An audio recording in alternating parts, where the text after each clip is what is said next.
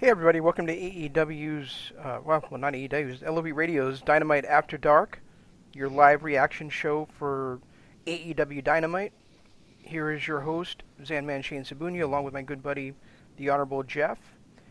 And, Jeff, you know, I told you I don't know how my internet's doing tonight, so I'm not sure how this is going to go. So, let's start off by talking about, yes! Yes! Yes! The pretenders to the tag team throne have finally been dethroned. Are you happy? I am. My Guys, boy before we Page, my boy Kenny Omega have the World Tag Team Championships.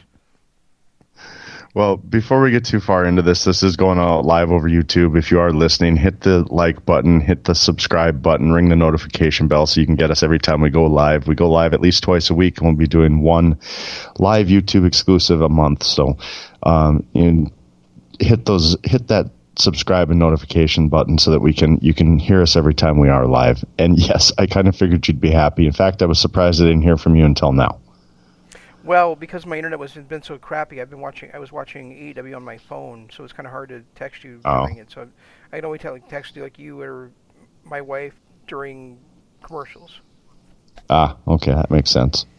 I figured. Like I said on previous time where that happened, the mobile app, the commercials, there's no split screen; it just goes right to the commercial.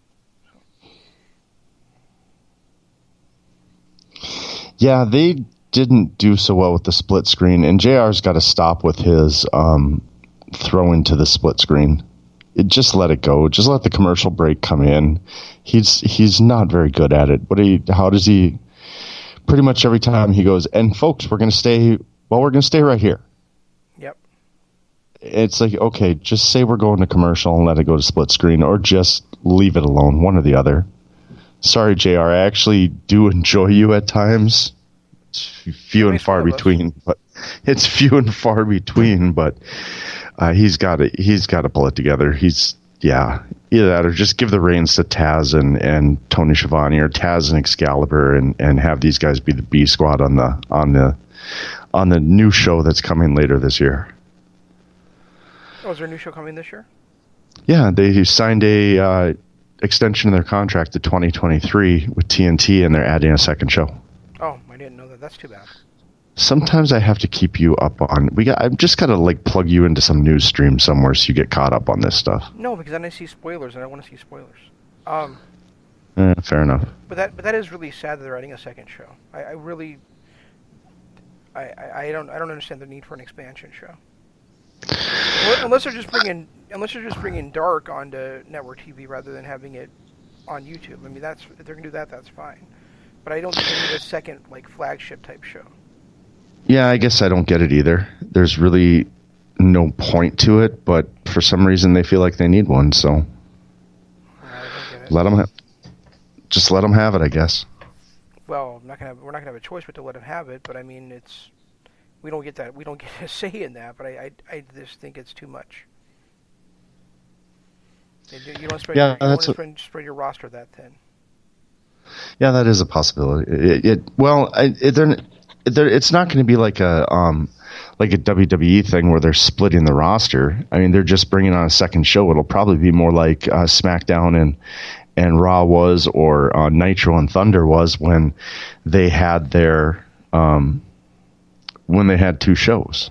Doesn't matter. It's still too much wrestling to try to follow every week from one promotion. You know, that's been our complaint about WWE is you have to watch, 5 hours of Raw and SmackDown to follow the mainstream stuff, and now they're going to do the same thing with AEW. I don't like the idea. Well, yeah. It's too much wrestling for me, and I know I won't be. I can't even watch Dynamite After Dark, so I can see that point. I hope not. You can listen to it though every week right here on LLP Radio. Or what's the one they do on YouTube? It's just called Dark. Is it AEW Dark? I don't know. It's something. Yeah. It's called something. That's all I know. Well, one would hope so, right? Right. So, how about those new tag team champions, Jeff? I don't get the whole heel turn or whatever they're doing, because it seems like it's I don't even want to say it's a slow burn at this point. It just seems like he hates the Bucks, but he still loves Kenny. I just think he's frustrated with everybody, but I think he gets more frustrated when he drinks, and I think that's kind of what they're showing is, he's still, the cowboy guy, he's still the guy that fans love, but then when he starts drinking, he becomes a bit obnoxious and shitty. Kind of like you. Oh, so, well, yeah, exactly like me, which is why I try not to do it anymore. Drink, that is. Yes. Yeah. Being obnoxious, that just goes with the flow. Yeah, me too. I really enjoyed the match. I really enjoyed the finish to the match. I don't know. I mean, I don't know really what else to say. I mean, I've had a problem for the last 3.5 months with SCU being the tag team champions and Scorpio Sky being a world beater and all these great tag teams in the world being subservient to SCU. And so, I think it's great that this kind of super team of Hangman Page and Kenny Omega finally put those pretenders in their place. Pretenders? I didn't have a problem with SCU. I'm thinking the initial champions might have run their course, considering, a couple of them. Well, I guess we're running up on 5 months now? 4 or 5 months of them being champions, so they've kind of run their course. Might be time to change hands on all of them, but I didn't have as big a problem with SCU as you did. No, and you never have. I mean, you've always been an SCU guy. I have not always been an SCU guy because they replaced the addiction. You cannot replace the addiction. Except for the fact that Christopher Daniels is, 405 years old now. I do not care. Well, fair enough. Chris Jericho's also 405 years old, and he's the AEW World Champion. Well, yeah, and I think he's kind of run his course, too. I didn't think he was going to be champion for as long as he is. He's pushing about 6 months now, and that was something that we talked about in the beginning, that he'll make a great first champion, but he shouldn't hold the belt long. Yeah, we did say that, didn't we? Yeah. Well, he's held the title now since, September... Was it September 1st or August 30th that Labor Day was on the show? I can't remember. I was at the show, and I still can't remember. But I mean, basically... Regardless, it's one or 2 day difference, so it's not like it really matters much. That's true. But, if he drops the title to Jon Moxley at Revolution... That's February 29th, right? So he will have held it for just under 6 months at that point. Right. And that's just too long. I wanted him to become the first champ, especially when it was against Page, because I didn't think Page was ready yet. I'm still not 100% sold on Page being ready to carry the belt yet, but he is definitely in a better spot than he was 6 months ago. Oh yeah, absolutely, and he's developing a better character. He's got the crowd on his side. He's rubbing, he's getting the rub from Kenny Omega, and I guess from this title reign from SCU, who they were calling the hottest tag team in the world, and also from the Bucks. I mean, I think that it's interesting what they're doing right now with Kenny Omega seems to be like kind of torn like 3 ways now. Like he's got the thing going on with Hangman where they're kind of friends and kind of have a little bit of rivalry going. He's got the thing going on with Pac, and now it looks like he'll be defending those tag team titles along with Hangman, and so I just don't know where this whole thing with Pac fits into everything. Yeah, it's hard to. I mean, I can't see that he's going to be pulling double duty at the pay-per-view. No, I can't either, but what are they going to be doing with Pac at this point? I could see by that time we have a split with Kenny and Page, and it'd be a triple threat. Yeah, but are they going to have the tag title switched twice that quickly? It doesn't necessarily need to switch. It doesn't necessarily... Go ahead. it could be a winner-take-all type situation where the winner becomes tag team champions out of the triple threat. That's true. Or something along those lines. And it's not the first time a heel and face have been, and bitter enemies have been tag champs together. Right.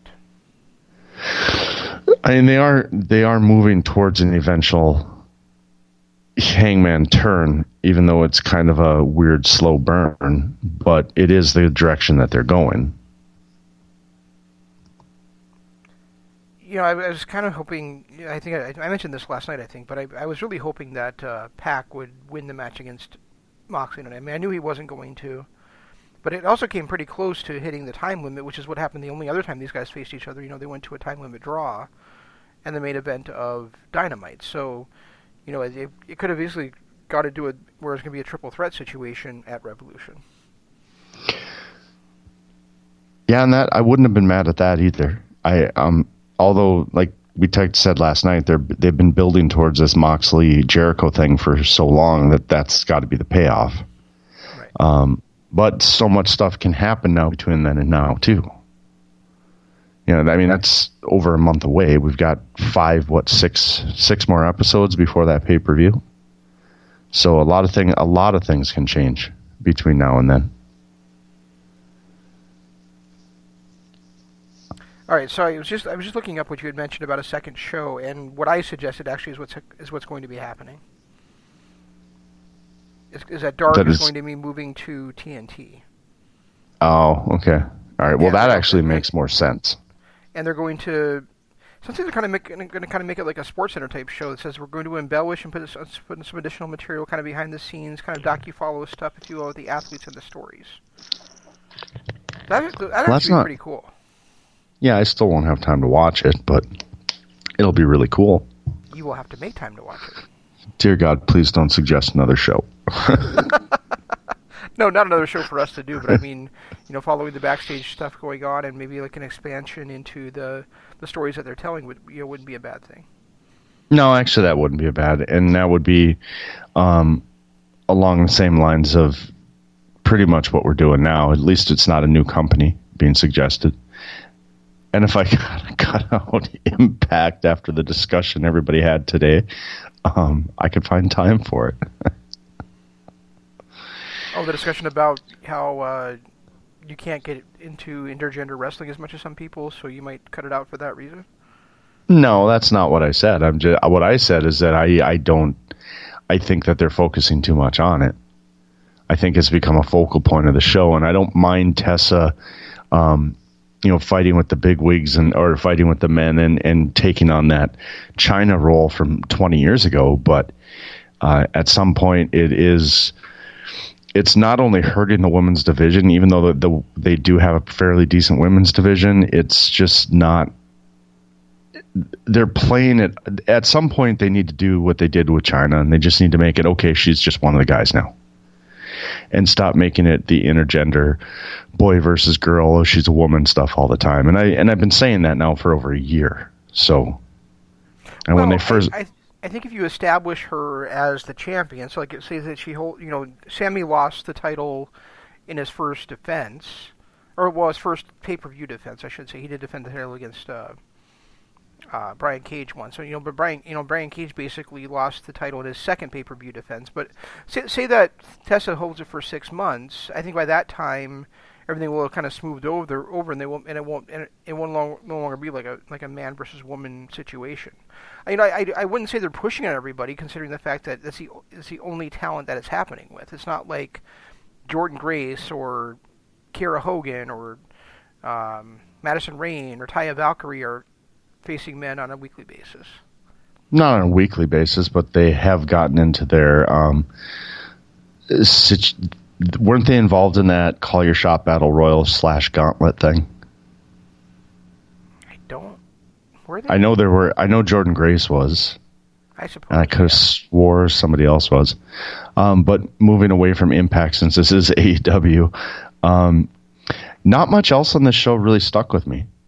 I really like seeing Darby Allin's wife make her appearance and break away from MLW, because I think she's a really intriguing character. My only concern is, when is somebody making their debut actually going to win a match? Why is that important? It'd be nice to not have them all start off at the bottom. You know, you bring in decent players, let them win a match every now and then. I think Sheeta won her first match coming in, didn't she? Oh, no, she didn't. Never mind. No, she didn't. No, and that didn't really count because they were all. That was everybody's first match. That was pretty much everybody's first match in the company. But I'm talking about now. It's everybody new that comes in. Every time they debut a new wrestler, they end up losing that very first match, and it's every single time. Well, I think at some point, they'll start doing vignettes and stuff like that, and then they'll start bringing somebody with a lot of fanfare, and then they'll come in and get a victory. But I mean, they're really just kind of bringing people in almost like in a tryout type situation.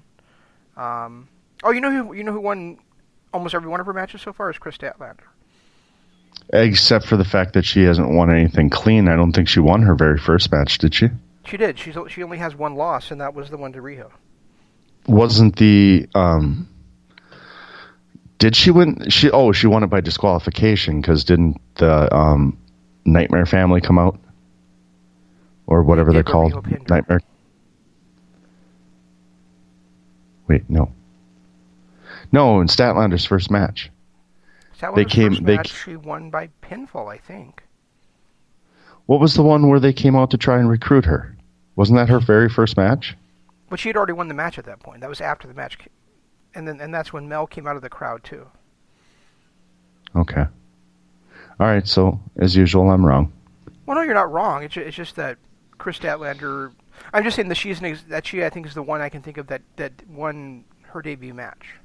It just seems like everybody else that when it's their first match, they end up losing. I mean, even CT lost his first match because of that's the match, or that's the one that Cody and him teamed up again with.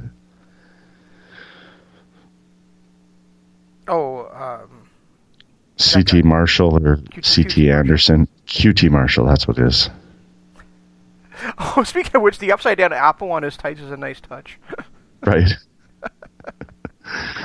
It's yeah.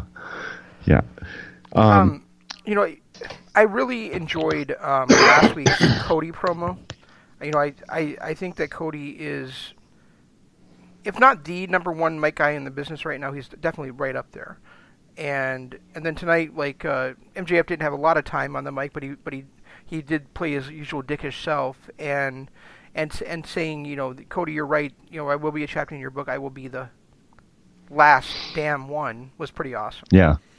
Well, and I have to give a shout out to AEW. Not like they probably got the idea from us, because wasn't 2 weeks ago we were complaining about how it sucks watching him work the crowd and us not being able to hear it. Yeah. This time they just let him wander around aimlessly and not talk to anybody, so we actually got to hear his whole promo and crowd work and everything. So I'm going to take credit for that one. Thanks, AEW, for giving us that. Yeah, I think we should. Why wouldn't we? Yeah, exactly. But and that was a decent match with him and Joey Janela. I just don't understand why can't Joey Janela just have a decent match and just have a match. It's either got to be a hardcore match or somebody's got to interfere. He can never just have a match. And they missed out on a golden opportunity because MJF and Joey Janela have had feuds in the indies. They could have talked about the history of those two, but they just kind of let it slide. My favorite part about that match was that they had been talking about Joey Janela's problem was Kip Sabian and the gorgeous goddess Penelope Ford, and then like towards the end of the match they come out and they distract Janela, and Jim Ross is like, well, who would have anticipated that Kip Sabian and Penelope Ford would come out here? Every single experienced wrestling fan would have predicted that. Every single person. Everybody that has ever watched a Joey Janela match would have seen that coming. It didn't even have to be a wrestling fan; just anybody that's ever watched Joey Janela. I mean, I knew they were coming out for sure. It was crazy. So, and of course, then you had mentioned how Jim Ross sometimes does things to entertain you. Well, I will tell you once again, because I think I mention this every time he does it. He does not need to say Jungle Boy Jack Perry every time Jungle Boy is doing something in the ring. I wish he would just say Jack Perry. Let's dump the Jungle Boy thing. But that was another fun match. Marco Stunt is irritating as fuck. Yeah, I agree. But fitting his role well. I probably said that word. Sorry about that. And I'm changing the rating again. Here we go. Click, click. It's funny because I'm normally the potty mouth, but I'm the one that's been refraining the last 2 days. I'm not the ratings grabber, folks. I am the ratings changer. Ratings changer. Yes, you are.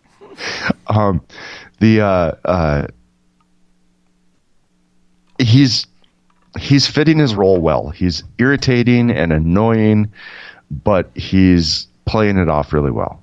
He's not doing what we hated so much in MLW, where he was out there trying to be this guy that was going to end up being the badass that, beat the bigger guy. He's just out there. He knows he's a tiny guy who's just going to get his head kicked in, and he's playing it well. So what is the actual rule for YouTube? Because I know, like, for a PG-13 movie, you can say the F word one time and it still be a PG-13 film. Can you not do PG-13... Can you not do it like PG-13 one time on YouTube or what? Well, PG-13 we could show boobs. I can show my boobs right now. I don't care. Well, I don't want to see them. Liar.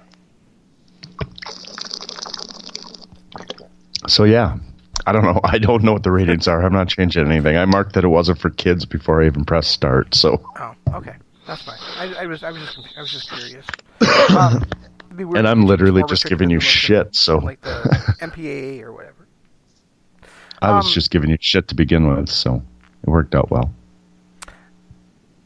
I did like kind of how the Michael Stunt flurry of offense just being like nullified by the Judas effect, which should be called the Judas kiss, by the way. I don't understand why it's called the Judas effect. But why that doesn't how that made that move look so great, because Jericho's getting his butt kicked. He got his butt kicked by Luchasaurus, and then Marco Stunt's all over him, and then just that one back elbow and ends everything. That's it. Yeah, that was a nice touch, having everybody sing his entrance theme too. Yeah, it was. That one of those little moments that was nice to see. Speaking of which, what was the crowd doing in the main event that caused them to keep blanking out the sound? Do you have any idea? What were they? I have no clue. Okay. I have no clue. I was kind of half in and half out. I was not listening. I was more trying to focus on the match. So there were a couple times where I got so annoyed by JR that I literally muted my TV. So I actually missed that. I didn't hear that happening. That's understandable.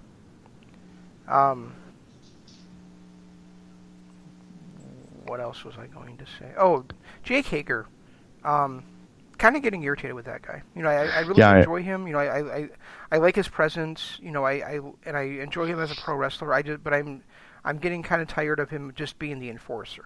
And if he's not going to wrestle, I guess I kind of want him to come out and say, he's not going to wrestle. He's just going to be the big hurt, and he's just going to be the enforcer. The more he doesn't wrestle, the more I really want to see him get back in the ring. Especially when you're talking about him having, being one of the bigger guys in promotion, and they kind of set up him against Dustin Rhodes, and now they set up him against Luchasaurus. I really want to kind of see him mixing it up in those situations. Yeah, he's really kind of losing it for me too, because literally all he does is come out there, throw his hands up, and then gets involved towards the end of the match. Right. It's kind of like a Wardlow. At some point, get in the ring or terminate the contract, let them go somewhere else. Well, it's even worse than Wardlow, because Wardlow has only been around for 6 weeks or something. Yeah, and Hager's been around for 4 months. Right, he debuted on the. Yeah, he was big debut at the end of the first episode of Dynamite. And then he's done nothing except for beat down Dustin in the back row, out in the parking lot, and then throw a few punches here and there to end matches. Right. Right, he's not even a very good enforcer or bodyguard enforcer, whatever if you think about it, because he let Moxley punch his boss in the face with a bottle. That is very true. I will say, I really liked last week's Dynamite, and I really liked tonight's Dynamite, but I think that this week's Dynamite is better than the last 2 weeks just for the fact that we didn't have Diamond Dallas Page on on this episode tonight. And we didn't have any mini tournaments or four-way battles.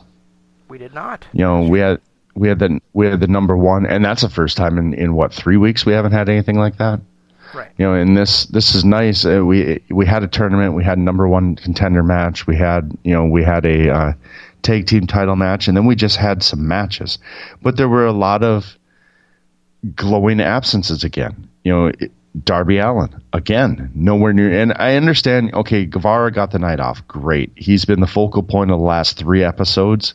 So for him to get a night off is fine. But Darby Allin is back to his making one appearance every 2-3 weeks, and it's for usually for something that has to do with the title.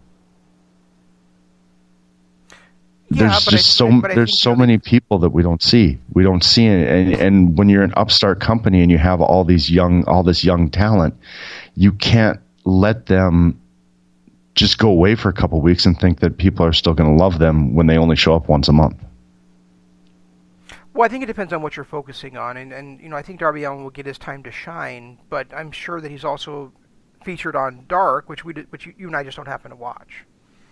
I don't know what the crossover is between people who watch Dynamite and people who watch Dark, but I think a lot of these guys that we don't see on a weekly basis on Dynamite are going to be on Dark. Like probably the Lucha Brothers are probably on Dark this coming Tuesday or something, along with Darby Allin, and probably the Young Bucks will have a match on there since they didn't have a match on this show, and so on and so forth. But even still, the Young Bucks were a presence. It's like they could have better use of, I don't want to say backstage segments, but maybe a into and out of commercial vignette. I don't mind the fact that they're bridging matches by having the cutaway screen, but that's also something that doesn't need to be done. They don't need to go to a commercial break during every single match. I mean, there's such a thing as timing, and eventually they've got to get their timing down where you have a complete match between commercials. You can have an 8-minute match. You don't have to have 25-minute matches every. And that first match was almost 30 minutes long. What they could do, is have like kind of a picture-in-picture type thing, like they used to have like Wrestling Challenge or Superstars back in the day, where you would have a guy come out and cut a promo on somebody else while the match was going on. So they could be cutting a promo for the next episode of Dark or something, Or they could just cut a promo on whoever's that was one nice thing that WWF used to do in the 80s that was really well done on Superstars and things like that, is you didn't have to have the same matches every single week. You didn't have to have the same guys just in a different formation, tag match or a one-on-one, or, you could have Randy Savage against some jobber and have the Honky Tonk Man, like you said, that picture-in-picture, cut a promo on him on the way to the ring. You get 2 guys on the same segment that are moving forward, and you get to show off someone that might someday become something. Well, yeah, you and I have talked about that before on our other shows too. That that we would prefer that shows like Raw and Dynamite and SmackDown and Impact, feature more times where you're facing a jobber, kind of building up that superstar, so that you're not getting these matches over and over and over again. Right. Down the road when you see 2 stars facing each other, or like maybe just the main event would be 2 stars facing each other, and it means a lot more than when you're seeing 2 name wrestlers or stars facing each other every single match. We've talked about. But my point was more that, if they did it the way is that they could do like promos during these matches, like in a picture-in-picture type situation, where they're promoting the matches that are coming out on Dark, and you have these two opponents that are like kind of that alternating time, talking about what they're going to do to each other, and kind of promoting the fact the matches they're going to have on Dark on Dynamite. Yeah, there's a lot of different things I could do. I think at this point, the wrestling is good. It's really good. They go out there and put on some great matches. But like you said, we don't have to have all superstar matches. Jobber matches are okay. And, when you had things like, not everything can be an NJPW type show where it is, the last hour and a half of it is nothing but main event quality matches, pay-per-view quality matches for 5 straight matches. AEW only has 5 matches. Some of these, like Janela and MJF, could have been saved up for a pay-per-view at some point down the line. Is Janela even done? Whatever happened to your boy, Sean Spears? Did he just go away? Is the Janela feud over? What happened there? Did that feud just went away? And now he's feuding with Kip Sabian? Yes. Because now Sean Spears, remember, is focusing on finding a tag team partner to challenge for the tag team titles. And to be honest, that whole segment, that whole match was what we talk about as probably the best way to get everybody involved. You had MJF and Janela face each other. You had Cody come out and make his presence known. And you had Sabian and Priscilla come out and make their presence known, pushing along both of the feuds, getting 4 people involved and not making it into a spectacle.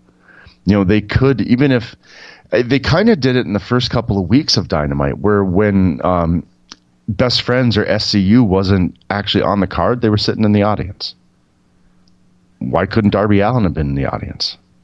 And it was also the first time since Cody faced Jericho for the championship that we saw MJF actually get somebody actually got a one-up on MJF. Yeah. Because well, Cody was like, well, I can't touch you, but they can. Right. And we got a super kick. And then it was, and it was a nice way to was that the first time we've seen those two in the same proximity since that happened? Yes. Or no, wait, no, because Cody did run out and make the save and then got beat up by Wardlow. Oh, right. Totally forgot about that. So, okay. But it wasn't. They've done a great job of keeping them apart from each other because it's only the second time in, 2 months? That they've actually shared the same, ringside area. Right. They've done, yeah, you're right. They've done a good job of keeping them away and building it on their own, building it in their own segments. But this was a nice way to, push along 2 storylines without having us have to see, any kind of fighting between the 2 of them. Right. Or 4 of them. Or, well, does Penelope count? That's 5. I'm not sure if she counts, but I know that I'd like to have her on all 4s. Does that? Okay, there went our BG rating.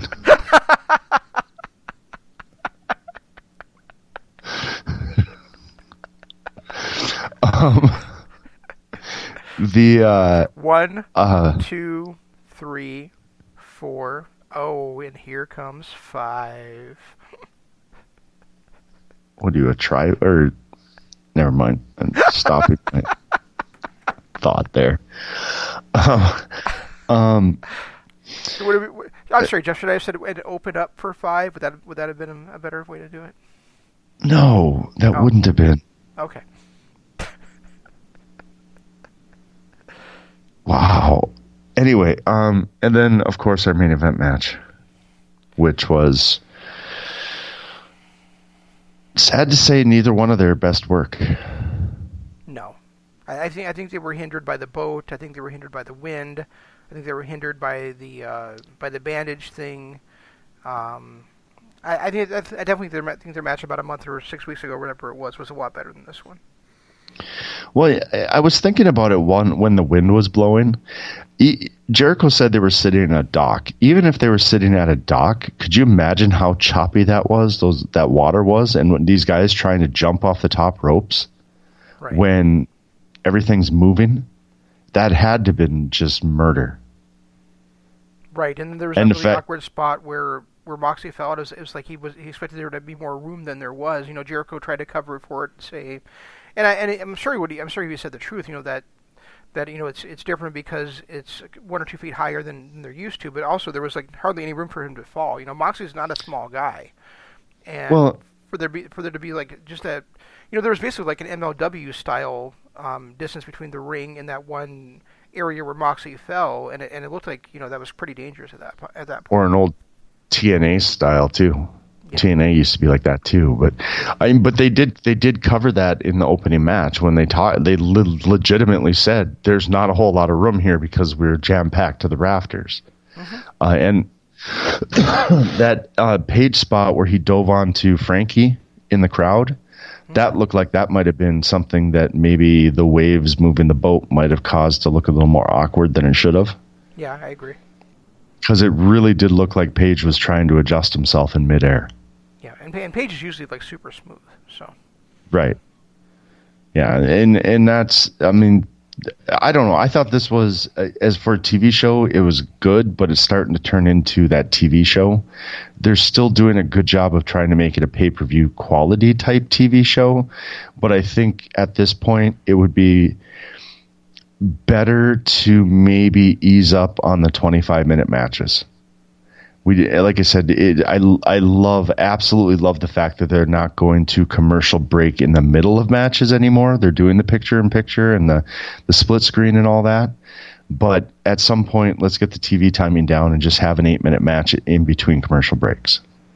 So you can go to a commercial break with a vignette of one of these guys that aren't there, like a Darby Allin or Kip Sabian, or how many other young guys are they put? We could have had a Chris Statlander thing too in this one, I keep wanting to call her Io, but it's not. Shida, could have had one. There's so many up and coming stars that they have a chance to turn into a little backstage or segment, or even a vignette about Shawn Spears trying to find his tag team partner would have worked too. There was no Dark Order presence anywhere on this show tonight.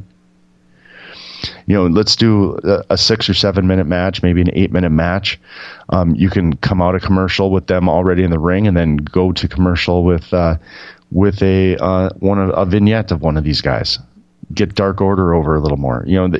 I've been hearing people talking about how Dark Order is failing. Maybe it's not so much that Dark Order is failing. Maybe Dark Order is just not getting the proper, I don't want to say push, but publicity maybe. Because when you're trying to get this whatever they are over, why were they nowhere on the show tonight? I kind of feel the same way about the women's division, and I realize the women's division isn't exactly star-studded, but they also haven't done a very good job of, like tonight there was only one women's match on the entire show, right? And that was it featured a debuting Priscilla Kelly against against apparently the hottest woman on the boat, Dr. Britt Baker. And I think it was like a 4-minute match, 4-ish minutes, I think. Yeah. And so it really feels like they have built the women's division around not even Riho anymore. It's more built around the Nightmare Collective. And so tonight, when the Nightmare Collective was even on the show, it really felt like a big gaping hole that there was hardly any woman's presence on the show. Right. Well, and for people that don't know, Priscilla Presley is married to Darby Allin. That's his wife. No. Priscilla Presley was married to Elvis Presley. It's Priscilla Kelly that's married to Darby Allin. Priscilla Kelly. Why was it? Priestley. I keep getting... Anyway, Priscilla Kelly is married to Darby Allin. She was on MLW. They were trying to push a women's division, and she was the only woman in the women's division for a little while. Looks like she's finally left MLW and joined AEW, which I think is a good thing. She's very talented. She didn't really get to show it tonight. She was also at All Out in the Casino Battle Royale too. Yeah, but she hasn't been around since then. So, correct. But she, she's very talented. She didn't get to really show it tonight, but I don't know how much of that is Britt Baker, and how much of that is the boat and the waves and everything. There were a couple of really sloppy spots, but it almost looked like it was Britt not rotating well enough or not falling the way she should have.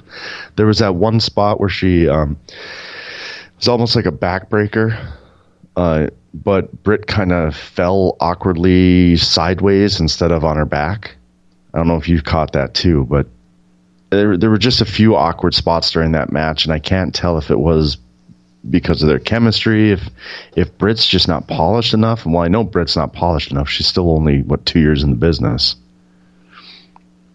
Yeah, well, we've talked about before how Britt Baker is, she's still sloppy, and she doesn't have the experience for the spot that they keep giving her. No. I mean, she was getting better there for a while. Maybe this heel turn this heel turn's destined to fail if this is the way they're going to do it.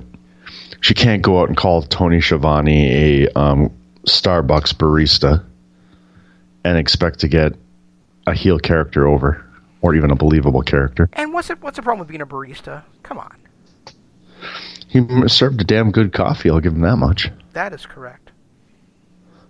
I don't know where that whole Starbucks thing came from. That was completely out of left field. I mean, anybody that knows anything about Schiavone knows that he is, for the last, since he's been dabbling in wrestling, but he's been pretty much a full-time announcer for the Georgia Bulldogs. Yep, for the Georgia Bulldogs and for the Atlanta Braves AAA team. Yeah, so I mean, he's been an announcer. He's never stopped doing it. He's been doing that for almost 40 years now. So the whole Starbucks comment, I didn't understand it. It really did nothing to get her over as a heel except make her just look like a snobby bitch. Snobby clueless bitch. Yeah. So I don't know. I didn't think it was that well done. Thankfully, JR ended it by forcing a commercial break. Yeah, I mean, I don't know what they're doing. Obviously they're doing this kind of weird heel turn with Britt after she was like the most popular woman in the division when it started. Right. They've got Allie, who was the other most popular woman, also in a heel role now as the Bunny. As a valet, she's not even an act. Has she had a match in AEW yet? Yes. She's had that. She had that tag team match on. I don't think she has on Dynamite. I mean, she had that tag team match on. I want to say it was Fight for the Fallen, and then she had. Go ahead. That was her and I know she was having her issues with Brandy. All right, she had a match with Brandy. That was that one. That's right. You're right. Yeah. And then who was the other one that they brought over that was? It's not B. Priestley, or is it the one that's dating Ospreay that we haven't seen since Double or Nothing? Yes, that's B. Priestley. Yeah, I mean we haven't seen her since Double or Nothing. And she was probably the hottest one they had at the time as far as any kind of heat. Granted she was working with Britt Baker, but at least she was drawing heat to Britt Baker for a little while. And she's just been AWOL ever since Double or Nothing. Yeah, I wonder how much of that is due to her Stardom commitment. And I haven't seen anything. Maybe you have because you obviously have your ear to the news more than I do these days, but has there been any kind of news about how the purchase of Stardom by NJPW's parent company is affecting Stardom's relationship with AEW at all? Not that I've heard. Okay.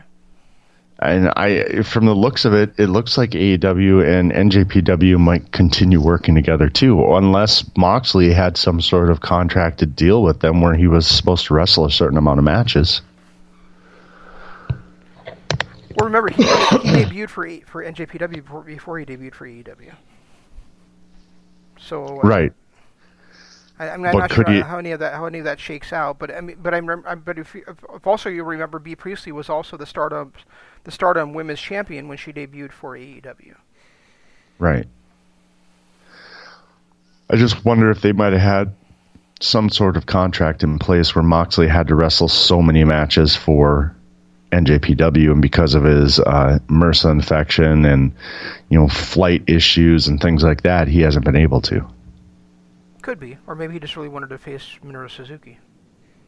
Well, it could have been one of his contracted matches that he's just now getting to. That's true. Although I don't think typically you have a contract that stipulates who you're going to face. Yeah, maybe not. I know I'd heard rumors that AJ, when he signed with them for that year, he had specific people that he had in his contract that he was going to face. I don't know how you could actually enforce that, because what if somebody gets injured, or they leave the company, or they die? I'm sure there's out clauses in that. But I'd heard a rumor that I'd heard some sort of rumor that he had, in his contract, his NJPW contract, he had to face Shinsuke, he had to face Tanahashi, and there was one other guy that he had in his contract that he was going to face. Oh, in NJPW? Yeah. I thought you were talking about WWE. Yeah, probably Okada. Well, it was only a year-long contract too. It's not like he had signed a 5-year contract. Right. It was a 1-year contract, and he had in his contract that if he was going to do it, he was going to face these certain people. Yes, I thought you were talking about WWE, and I actually was about to praise John Cena. I was going to say, as much shit as I've been John Cena over the years, at least he put over AJ in back-to-back matches cleanly. Yeah, he did this. Did he do the same thing with Kevin Owens? The first one, I guess the first one wasn't clean, but he still, AJ beat him in 2 straight matches. 2 straight singles matches. Yeah. And the second, he had that crappy tag team match that he won too in between. Oh, true. 2 straight singles matches, and the second one was a clean win.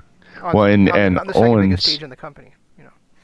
I know Owens beat Cena clean in his first match. Did he win 2 straight, or did he win?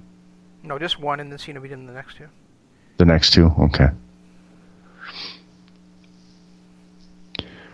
I don't know. You and I differ on Cena. I've got my feelings. I think he gets a lot of slack for being vanilla. I think he's incredible talent, and if they'd let him be a heel, he could have been great at it. But he got too much slack when he started as a babyface trying to appeal to children, because all he did was run the same character out there for 10 damn years. And I also think that he had enough clout with the company that if he really wanted to be a heel, they would have turned him heel.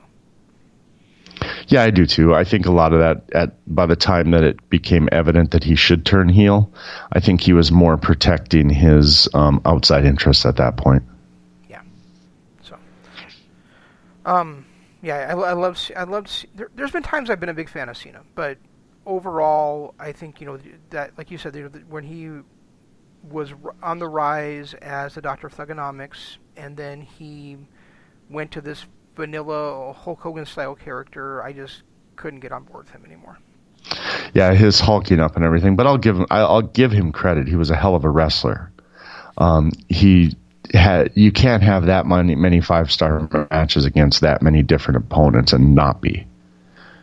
But his character was a little rough. It was way too vanilla. His hulking up in every match was a little too much. I mean, they coined the term Super Cena for a reason. Yes. But as far as AEW goes... I do not want to see Cena show up on AEW, ever. No, I don't either. And that goes for people like Tessa, Sammy. These people... Impact's got their own national format. Let them build up to be a competitor and keep Tessa and Sammy there. I don't need to see them running to AEW. I don't need to see people like Sasha in AEW, or Charlotte or Becky or the Revival. Any of these people, I'm not wishing that they all run to AEW, because as far as AEW goes, I think they've got enough talent. They just need to use it a little bit better, and they can bring in splash players here and there. But just because somebody is not getting the focal point or is a great wrestler doesn't mean I want to see them all run to AEW either. I even said that up Marty. I mostly agree with what you just said, but I would say that Tessa joining AEW would be a big boost for the promotion, because they really need somebody to be the anchor of that women's division. and nobody's really been able to do that yet. I mean, well, I mean, in that case, Sasha would be a great fit there too. Sure. I think she could come in and be that anchor, but they've got so many women there that can be the anchor already. They're just choosing not to use them. Right, but if you bring in a big star like Sasha or Becky, Alexa Bliss, Tessa Blanchard, you're Taya Valkyrie, then you've got somebody somebody experienced that the wrestling public knows that you can start getting a rub from. They can start giving a rub to these young up and coming wrestlers. Yeah, that is true. That is true. But I mean, let's put it this way: Marty Scurll is my still probably one of my favorite wrestlers on the planet. He didn't make his way to AEW, and I'm not sad about that. No, but if he did, he probably wouldn't be wrestling in the women's division anyway.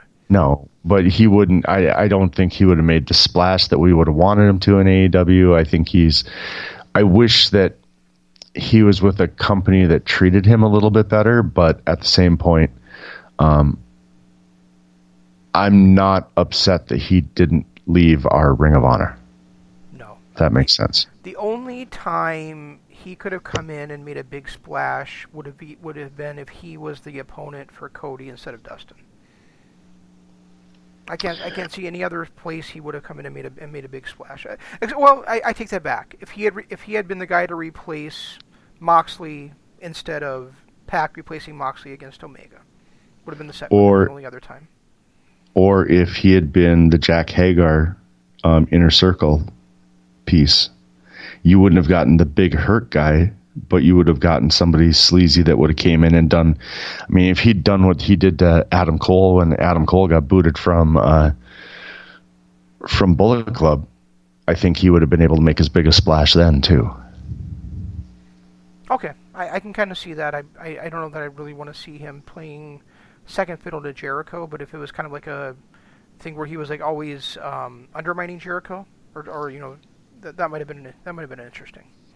Or had been, kind of been on behind the scenes, like the Villain Enterprises type thing, where he's the real guy in control and Jericho's the figurehead. Yeah. Type of thing that would have worked. I think there's a lot of ways they could have made it work, and I think that could have been a big splash too, and we would have actually gotten that enforcer in the ring at some point too. Unlike Jack Hagar. Yeah. Whatever. He's in Ring of Honor for now. He's booking the promotion, and apparently he's also working with the NWA. So let Marty be Marty.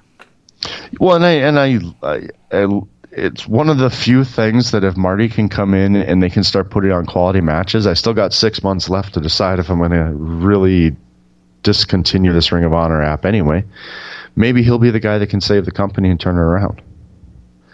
I mean, there was something, and I hate to do this again because now we're off the AEW topic again, but there was something that came out after Marty re-signed last week where Bully had mentioned that he was always pushing for Marty to become the world champion. If that's the case, then why didn't it happen? Wasn't he the head booker?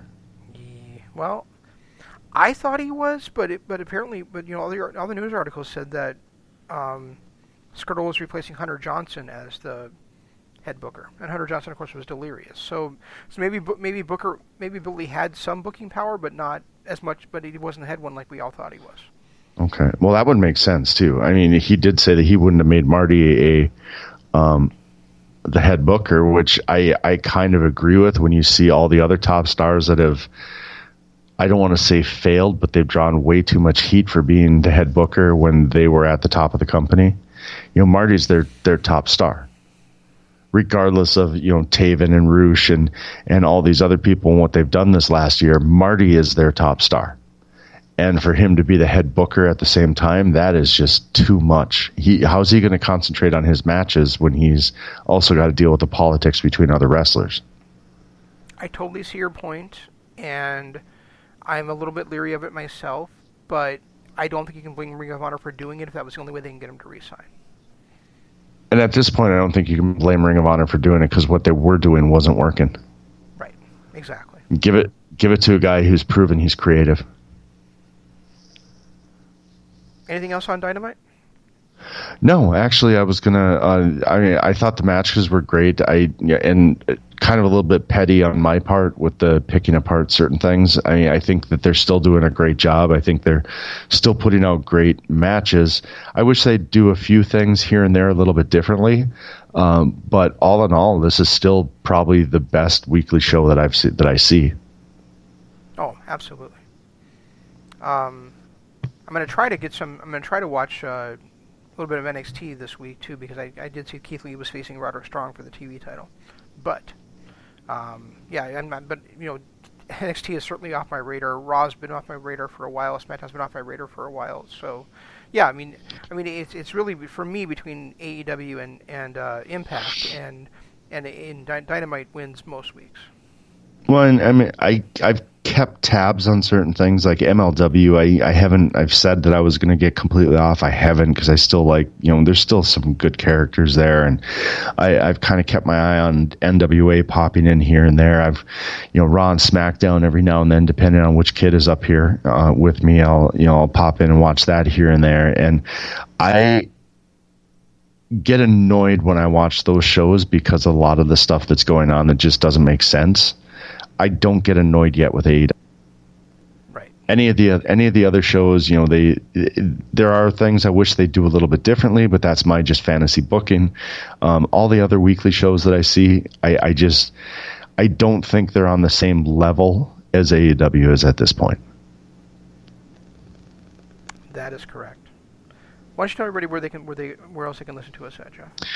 Well, guys, hopefully you're listening to us on YouTube. I've seen, about 6 or 7 people jumping on and off throughout the night. So hopefully you're listening to us on YouTube, and if you are, hit that like button, hit the subscribe button, ring the notification bell.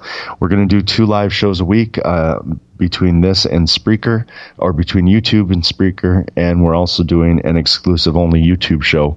Well, an exclusive free YouTube show. It'll always be in our archives on Patreon, which brings me to Patreon. Patreon.com/Kingdom of Honor. Best place to go to find us and find out everything you want about us, and you listen to all of our shows. We have exclusive shows on there. It's kind of a donation service. You throw a little bit our way, anywhere between $5 and $10 to us, so that we can continue to bring you this content. And in favor, we archive every show that we've ever done. We also have exclusive only Patreon shows, and we'll put up our YouTube exclusive shows in the pay section as well, so that you can get you definitely get your money's worth, and it helps us out in the end. That's patreon.com/Kingdom of Honor. And of course, from Patreon, you can not only get to our YouTube channel where you can watch these live shows or listen to these live shows, you can also get to my Twitter, which is at RegiCoop. Shane is at ZanmanLOP. Use hashtag KOH and hashtag DAD. That will get you to everything that we do. And make sure you stay tuned to the other LOP radio shows. Tomorrow is M's LOP Radio Adventure. On Friday, we have a brand new show debuting, as the Bright Side of the Pond is no longer on the air, but we are going to be having NWA Power, the Legacy Series, with your boys and ours, the Mystic and the Miz Fan. And on Monday, we'll be back with you with Kingdom of Honor, talking about the Royal Rumble. Yes, some actual WWE content from your WWE haters right here on LOP Radio. Until next time, that's all we've got. We'll try to do better. This is Shane saying goodbye. This is Shane saying long days, pleasant nights. And Jeff saying goodbye. G1 Climax 27. Goodbye and good night.